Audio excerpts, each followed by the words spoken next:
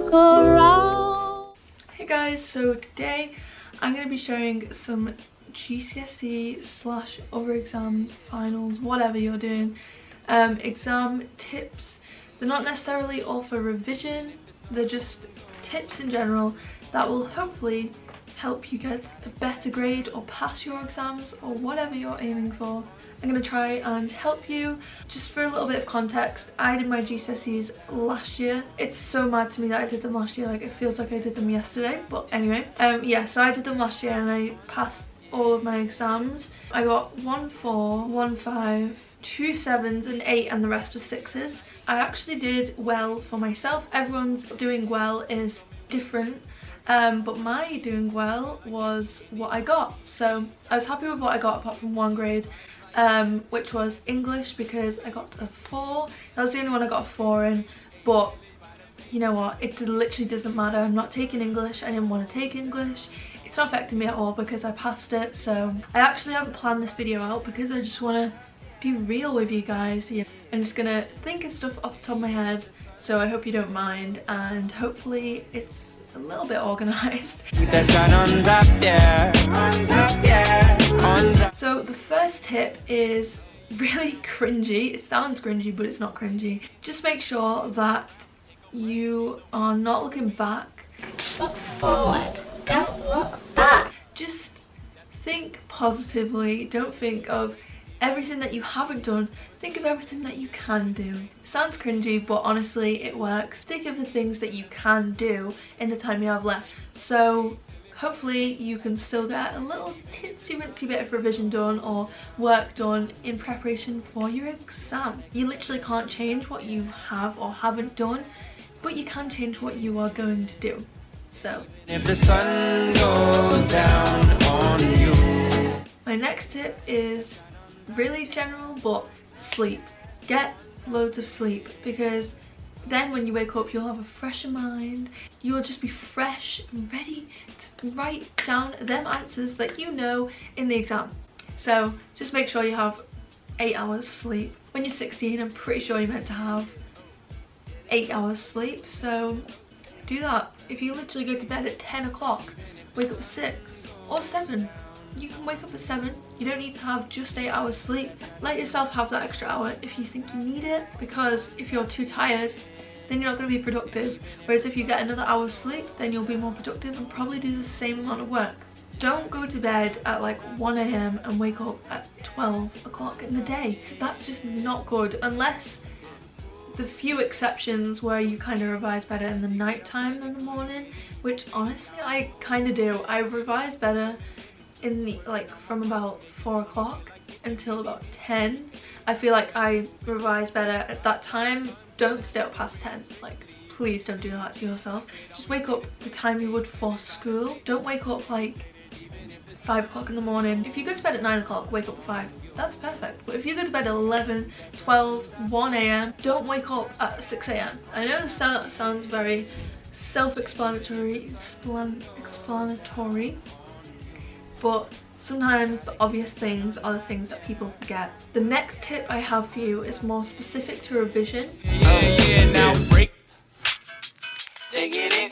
If you guys don't know who Rhiannon Clark or UnJaded Jade are, these are like study tubers and they literally help me through exams a lot. Rhiannon is in year 13 and UnJaded Jade is in the year above.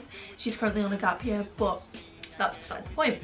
So they both have YouTube channels where they share revision tips and all that, so you should go and watch them after this video, of course. They share some really good specific tips to specific subjects. There's a method in particular that I thought was really clever that the two of them kind of made their own. Jade came up with the idea, I think she came up with it, well, she popularized the idea of blurting. So what blurting is where you learn about a topic obviously all year, and then you get the flashcard or your notes or whatever and you turn them over and you don't look at them. You get a blank piece of paper and you write down everything you think you know or everything that you can remember, and then you look back at the page and see what you forgot and write it down in a different colour pen. So that was Jade's idea of blurting, which I do all the time. It's really, really helpful. Rhiannon Clark, I only seen this video the other day because I think she only mentioned it the other day. She came up with another variation to the blurting method. So basically what she did was she, rather than writing it down and wasting time, she decided to speak it out loud. So say she gets a psychology essay, she reads out everything that she thinks she needs to know for the psychology essay, like reads it out of her head out loud, so speaks it, and then if she misses anything she will like remember that she missed that for the next time. A lot of people need to have a visual like version of this, but I think me speaking out, that always works for me. Like if I revise and I speak something, I'm well more likely to learn it than if I write it down. But that's just me, because obviously you have like auditory learners, visual learners, kinesthetic learners, like there's so many different types. I think I'm a mixture. I think most people are like a mixture of a few. So this leads me on to my next tip. Don't fake. That's a sin. Invest. Primrose, Kitten and Free Science Lessons are literally going to be your life. You need to watch their channels to death. It's mostly for science, but I think they do a few maths ones, I'm pretty sure. But these saved my GCSE grades, trust me. During exam season, I didn't really do necessarily like writing down notes, writing out flashcards, because personally, I think that was completely pointless to do. So what I found myself doing was watching Free Science Lessons, maybe getting a piece of paper, but a scruffy piece of paper, and just writing down key facts, and then looking at the facts like before the exam. And I did this for geography, and I did this for everything with other people's channels, but I don't know the specific names. Another good one is Mr. Bruff for English. So my next tip to you guys is to watch study YouTubers, study tubers, whatever you want to call them. Watch the study with me's and make your own. Even if you're not going to post it anywhere, or if you're not a YouTuber, if you take a time-lapse video of you doing your work and then watch it, it makes you so much more motivated because it's so satisfying. But I'm definitely going to be doing a study with me soon, so keep your eyes peeled for that. My next tip to you guys is to eat well, because it might sound a little bit random. Obviously there's stuff called brain food. Basically, if you eat good food for your brain, you'll be more motivated, you'll want to do the exam, and you'll probably most likely do better. Moving swiftly, vibe like sons, and I had to raise them strictly. This tip is to do past paper questions. I cannot explain to you enough how much these are important and how much they can make your grades so much better. At this point, you've kind of, like, not in a bad way, but you've not really got enough time to learn a lot of content. So what I used to do when I didn't have a lot of time to learn the content that I missed out on at this point, was I would do past paper questions, and then if I really did not get the question and didn't get a group of questions on that topic, I would go and look at that topic, if that makes any sense, and do more questions on that particular topic until I knew the content. And I was doing past paper questions at the same time. You're learning content and you're practicing at the same time. So if you are doing past paper questions, I highly recommend if you do the question yourself from your brain.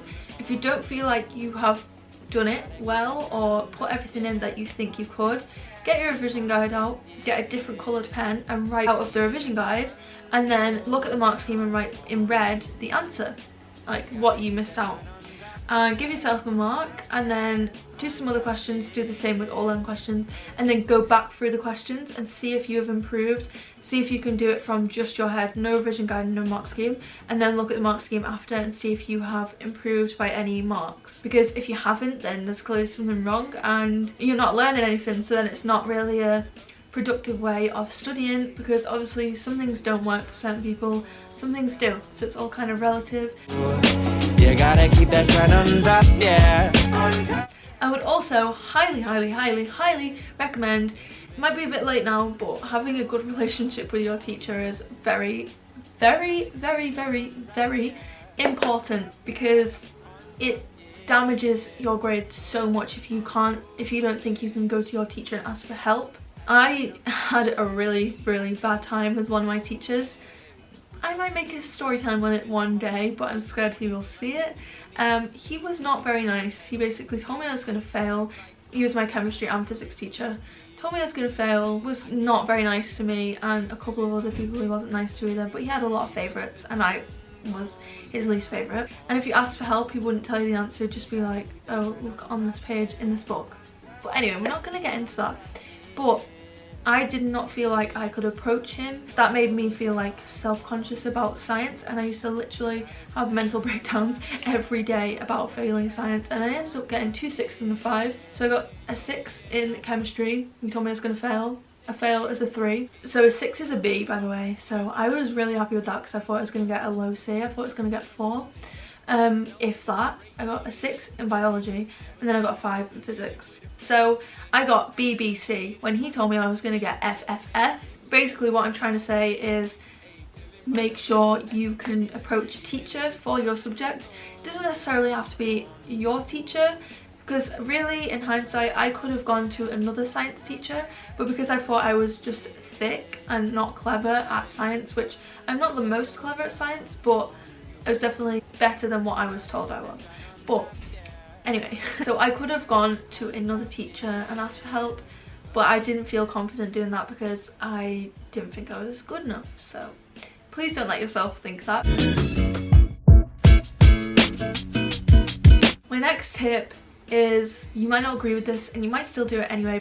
Don't make your notes aesthetic. Do not spend ages making notes properly aesthetic, spending ages of time just writing out notes for no reason, when you could literally be actually learning, actively revising the content. Please don't waste your time. That's my biggest tip. It's not worth it, so don't do it. That's all the tips I have for you guys today. I'm also going to be doing another GCSE revision tips kind of video as well, so keep your eyes peeled for that, and if you want to see it, make sure to subscribe. But yeah, thank you so much for watching, and I will see you in my next video. Hope you enjoyed. Bye. Vibe like sons, and I had to raise them strictly. Wishing I could always stay this way. Ayy, chilling by the bay. Had to make me say that even if the sun goes down on you, you gotta keep that shine on top, yeah.